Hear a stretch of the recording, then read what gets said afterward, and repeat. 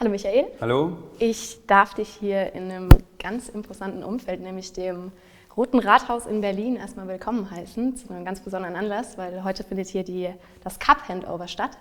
Freust du dich schon auf das Event und vor allen Dingen auf das bevorstehende DFB-Pokalfinale?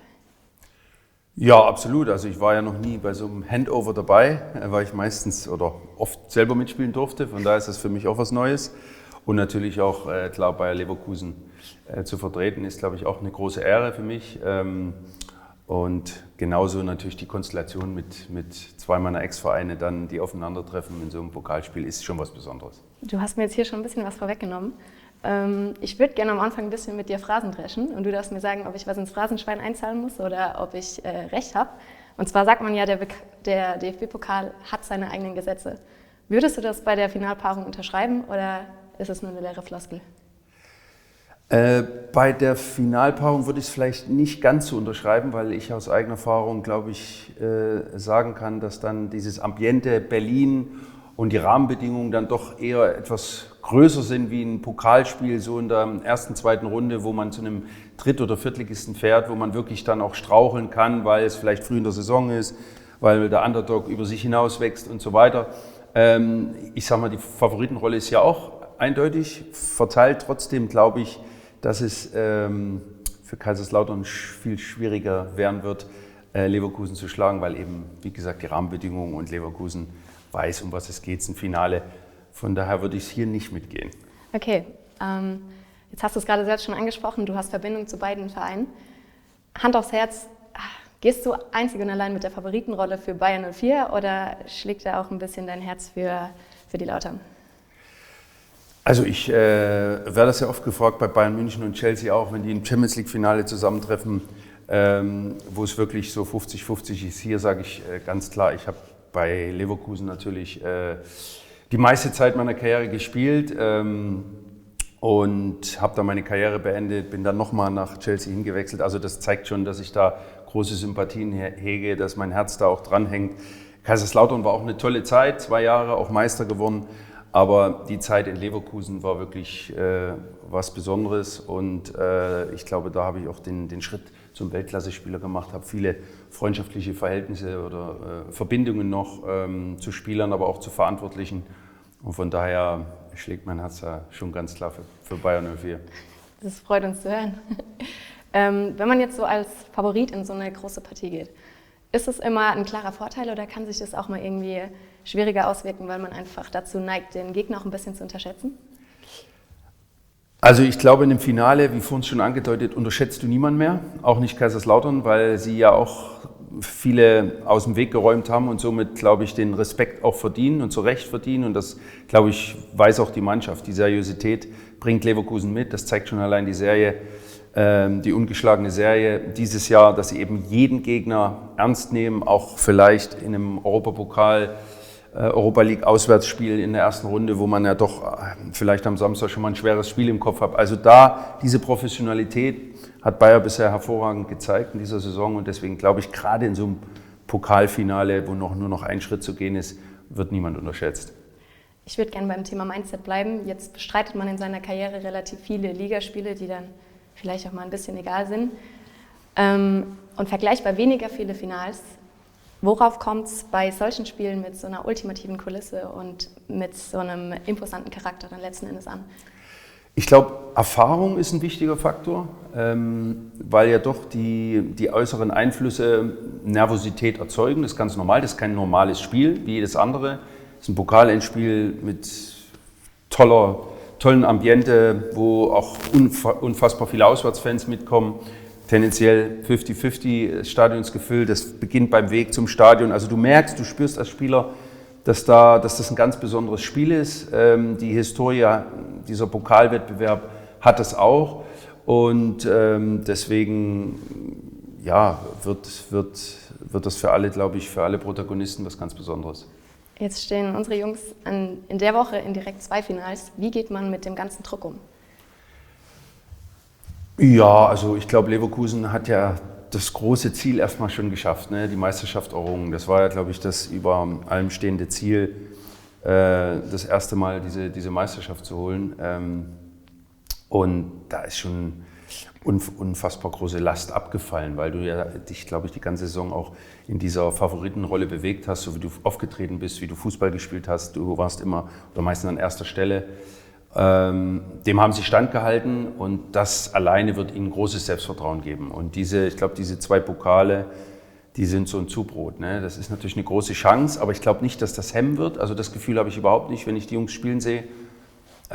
Auch vor allen Dingen jetzt in den letzten Bundesligaspielen, wo es ja tendenziell um nichts mehr geht, sehr professionell an die Sache rangegangen, auch nochmal in der Art und Weise, auch wie der Trainer es handelt, wie er rotiert, wie er jeden mitnimmt, um auch diesen Teamgeist weiterhin bis zum Schluss aufrechtzuerhalten, ist optimal. Das ist eine große Stärke dieses Jahr und deswegen glaube ich, dass sie da keine schwere Beine haben werden. Jetzt hast du dein erstes DFB-Pokalfinale in der Saison 2001/2002 im Dress von Bayer bestritten. Erinnerst du dich noch an? Ja. Und was sind so die Erinnerungen? Gegen Schalke? Ja, nicht so gut. Das war damals ein Jahr mit einigen oder mit einer langen Zeit viel Höhen und in den letzten Wochen eben einigen Tiefen. Und dazu zählt natürlich auch das Pokalfinale, wo wir sehr gut angefangen haben, glaube ich, Schalke dominiert haben, super Fußball gespielt haben, Chancen hatten, auch diese Führung höher auszubauen und dann, glaube ich, kurz vor der Halbzeit durch Jörg Böhmen einen Freistoß kassieren und der hat uns irgendwie so ein bisschen aus der Bahn geworfen. In der zweiten Halbzeit haben wir dann unseren Faden verloren und Schalke hat es gut gemacht. Also sie haben dann unsere Fehler ausgenutzt und wir sind irgendwie nicht zurückgekommen. Vielleicht hing auch diese verpasste Meisterschaft noch mit drin, in den Köpfen vor allen Dingen. Also das macht natürlich auch was mit dir, aber schlussendlich war das natürlich auch bitter für uns. Ja. Ist nach so vielen Jahren so eine prägende Zeit dann irgendwie auch verarbeitet oder denkt man da immer noch ein bisschen negativ mit einem Geschmäckle dran? Naja, ich hatte das Glück, dann später nochmal den Pokal zu gewinnen. Auf der anderen Seite tat es mir natürlich auch leid für meine damaligen Mitspieler. Wir hatten eine fantastische Mannschaft, die in Leverkusen geblieben sind oder nicht mehr gewechselt sind oder woanders sind, die diese Erfahrung nicht mehr machen konnten. Und weil die hätten es auch verdient. Ne? Nur ist es so, kann nicht jeder immer alles gewinnen im Sport. Es muss immer einen Sieger und einen Verlierer geben. Aber so eine Karriere dauert ja auch ein paar Jahre und wenn du dann die Möglichkeit hast, das nochmal auszugleichen, wenn man so schön sagen kann, dann ist das nicht ganz so schmerzhaft. Trotzdem, wie ich es vor uns beschrieben habe, Leverkusen als Club hat es natürlich verdient gehabt oder hätte es verdient gehabt, damals schon zu unserer Zeit mit der Mannschaft. Aber hoffentlich können sie es ja jetzt nachholen. Hoffen wir es. Was ist denn die schönste Erinnerung, die du im Bayer-Jersey hast? Oh, da waren viele schöne. Natürlich, meistens sind das Tore. Ne? Es waren sicherlich so die Viertel- und Halbfinals in 2002 in Manchester, in Liverpool. Das waren schon besondere Momente im Bayer Dress, als wir in Manchester 2-2 gespielt haben. Ich dort ein Tor machen konnte und in diesem fantastischen Stadion standgehalten haben. Wir dann auch, weiß ich noch, in die Kurve gerannt bin zu unseren Fans. Aber das sind schon Gänsehautmomente, die man nie vergisst als Sportler. Glaube ich. Du hast gerade schon gesagt, du hast eigentlich maßgeblich die frühen 2000er geprägt. Wie verfolgst du jetzt die jetzige Saison und deine Nachfolger? Ja, natürlich intensiv. Nicht nur bei der Sohn zum Beispiel im Kommentieren, im Fernsehen. Selbst wenn ich nicht im Einsatz bin, schaue ich natürlich viel Bundesliga und vor allem auch Leverkusen natürlich. Das hat sich ja über die Saison so entwickelt, dass man dann irgendwo auch als Fan mehr Spiele schaut wie vielleicht die anderen Jahre davor, wo sie nicht ganz oben gekratzt haben. Aber diese Saison war natürlich was Besonderes und deshalb eigentlich kaum ein Spiel verpasst. Entweder live oder am Fernseher. Und von daher, klar, diese unfassbare Dominanz natürlich mitbekommen und konnte es manchmal selbst kaum glauben, musste mich kneifen. Und man hat immer so, ich kenne es ja aus der Vergangenheit von mir selber oder von uns selber, man immer so gewartet, wann kommt denn jetzt der Knacks, wann verlieren sie denn jetzt das Spiel, wann kommen denn jetzt die Nerven ins Spiel, so dieses Typische, was Leverkusen ja immer vorgeworfen wird, weil sie eben noch nie diesen Titel gewonnen haben. Und dem muss man sich stellen, das hat, glaube ich, die Mannschaft über viele Jahre gemacht, aber die jetzige Mannschaft hat halt diesen Knoten platzen lassen und ich glaube, das wird auch in Zukunft viele Optionen öffnen für den Club, anders gesehen zu werden. Und das ist eben nicht nur Meister geworden zu sein, sondern auch die Art und Weise, wie sie gespielt haben und wie sie Meister geworden sind, hat, glaube ich, unheimlich viele Sympathien gebracht. Und das ist verdient. Auf jeden Fall. Gibt es denn auch eine Personalie oder einen Spieler, den du hervorheben würdest, mit dem du vielleicht auch mal gerne damals auf Platz gestanden hättest? Also Florian Wirtz ist sicherlich ein Spieler, der außergewöhnlich ist, schon in seinem jungen Alter, der, glaube ich, Mitspieler besser macht, besser aussehen lässt neben sich, weil ihm so viele Dinge so leicht vom Fuß gehen. Für mich persönlich vielleicht dann trotzdem eher Xhaka, der glaube ich, ein Garant für den Erfolg ist, der Stabilität gebracht hat, der vor allen Dingen Mentalität in die Mannschaft gebracht hat. Viele gute Spieler in der Mannschaft, aber er ist ein Spieler, der durch seine Zeit auch in England und seinen Charakter unangefochtener Leader ist. Und ich glaube, das war das entscheidende Puzzle in dieser Mannschaft, der schlussendlich auch zum Titel geführt hat. Unheimlich stabil, in hohem Alter auch nicht so verletzungsanfällig. Also solche Spieler brauchst du, auf die du als Trainer dann noch zählen kannst. Und ich glaube, neben mir hätte ich mir den auch gewünscht. Ja, ich glaube, es ist nochmal zu einem Einwechsel. Oh, na, das ist wahrscheinlich vorbei. Wie bewertest du Xabi Alonso als Trainer und vor allem die Tatsache, dass er jetzt dem Club über die Saison hinaus erhalten bleibt?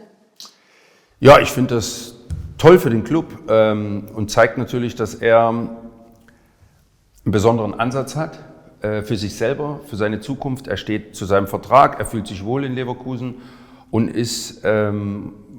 bleibt trotz wahrscheinlich auch Anfragen und nicht zu wenig von Ex-Clubs, ja, ich weiß jetzt nicht, wie es mit Bayern wie weiter war oder mit Liverpool oder vielleicht auch Real Madrid, also er kann sich da ja alles aussuchen, aber ich glaube, und das schätze ich so und schätzen auch die Leverkusener an ihm, das ist auch ein Zeichen von Dankbarkeit und das ist ein großer menschlicher Zug.